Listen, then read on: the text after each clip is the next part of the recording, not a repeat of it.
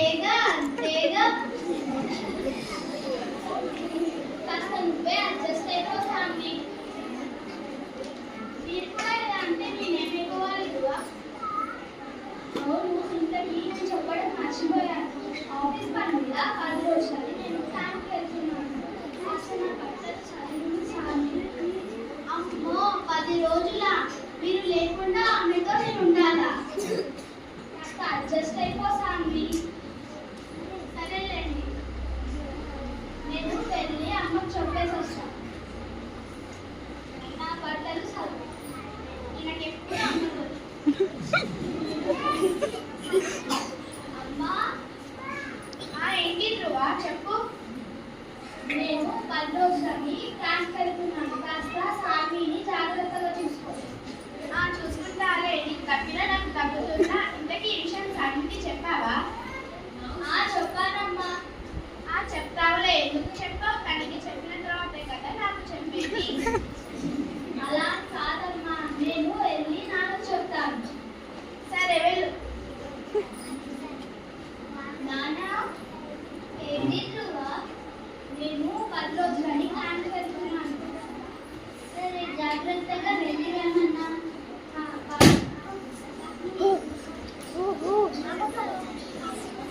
సరే బాయ్ సామి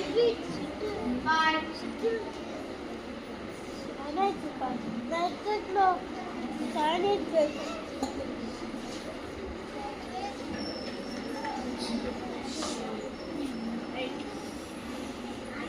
దేవుడా నాకు నువ్వే దిక్కు మా అత్త నుండి విముక్తి ప్రసాదించు దేవుడా నేను మా పిన్ని దగ్గరికి వెళ్ళి నా ప్రాబ్లం చెప్పుకొని సలహా తీసుకుంటా పిన్నే పిన్ని పిన్ని ఎందుకలా ఏడుస్తున్నావు కొత్త పెళ్లి కూతురు ఏడవకూడదు కదా నేను నా ఇంట్లో ఉండలేను పిన్ని ఎందుకు అత్త నేను ఏం చేసినా నన్ను తిడుతుంది కొడుతుంది కొన్ని ధృవాకి చెప్పుకోయావా ధృవాకి చెప్పినా పట్టించుకోవట్లేదు అవునా సరే మీ అత్తకేమైనా జబ్బులున్నాయా పిన్ని మోకాల నొప్పులు ఇంకా హై బీపీ ఉంది సరే ఈ మందులు తీసుకెళ్ళి రోజు ఆమెకు ఒక పూట ఒకటి ఇచ్చి ప్రేమతో సేవలు చేయి నువ్వు అనుకున్నట్లు 2 నెలల్లో నీ ప్రాబ్లం సాల్వ్ అవుతుంది అమ్మో నీనా ఆమెగా ప్రేమగానా సరే సంగీ తీసుకో సరే పిన్ని బాయ్ వెళ్ళిరా అమ్మా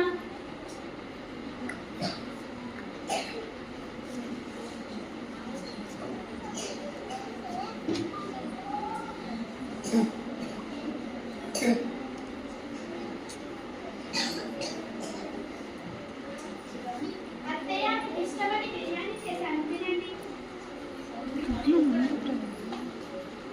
మామయ్య మీరు కూడా తినండి ఇదేంటి తను నాకు ఇష్టమైన బిర్యానీ చేసింది ఎప్పుడు నేను ఏం చేయమన్నా ఎప్పుడు చేయదనేది ఇప్పుడేమో నాకు ఇష్టమైనది ఇచ్చింది ఏదో ఒక ప్లాన్లో ఉంది తెలుసుకుంటా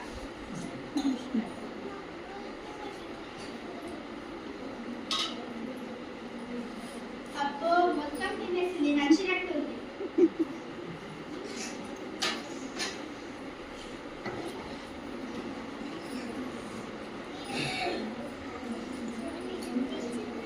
ఈ మందులు వేసుకో అత్తయ్య ఇది మళ్ళీ నాకు మెడిసిన్స్ ఇచ్చింది ఇది నిజంగానే ఏదో ప్లాన్ గా ఉంది ఇది దేనికి పడతారో చూస్తా అంతేగా అంతేగా